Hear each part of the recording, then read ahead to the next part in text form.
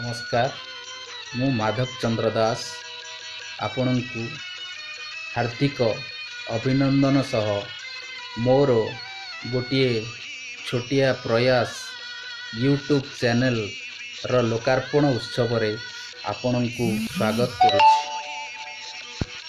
आज मु भगवान शिव ओ संकटमोचन श्री हनुमान चरणाबिंदरे कोटि कोटि प्रणाम जनाई गोटे सामान्य प्रयास यूट्यूब चैनल रो लोकार्पण सामाजिक गणमाध्यम जरिया रे आरंभ करुछि एवं एहार सफलतार श्रेय